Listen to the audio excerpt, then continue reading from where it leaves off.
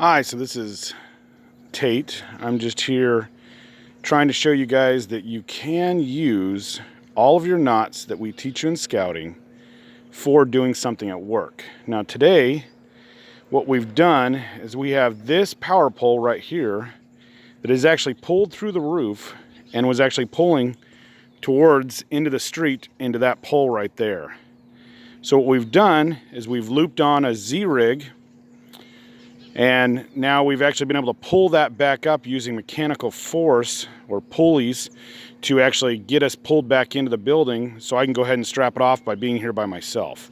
So as you can see here, the anchor point in the middle over here, right here, is actually put in the wrong spot. So it's actually supposed to be swung around and brought here so it's pulling towards the telephone pole instead of just pulling all in one direction. It was actually just going to tear it right off the roof. So what we've done here is we've looped it around the pole because we didn't want to get too close to that pole because the whole roof is broke right there. The roofers are coming out to fix that this afternoon.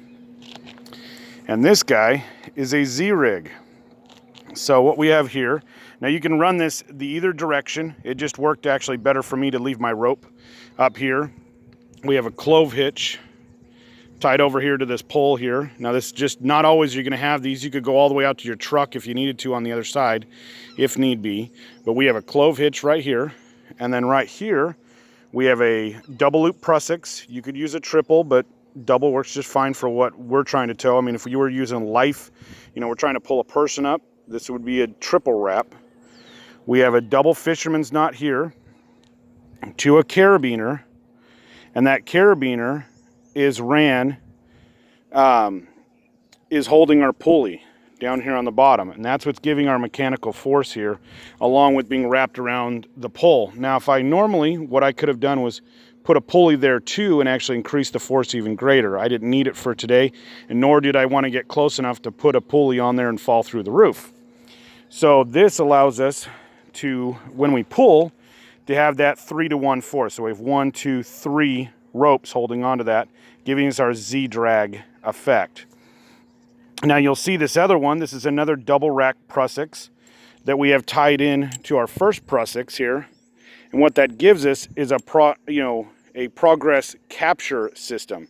So what I can actually do is take this Prusik, and if I push back on this, it will release the rope nice and easy. If I pull on my system, as you're going to see here, I'll pull, and I pull, it hits the pulley, tightens up, and then as I release, it grabs and doesn't allow it to go any farther. Now, do I trust that? I'm a big fan of, a belt and suspenders. So here we've done an overhand knot just to keep it in case it fell all the way back through, to keep that pole from falling into the street and pulling the panel right off the building. So this is Tate. Have a great day as always.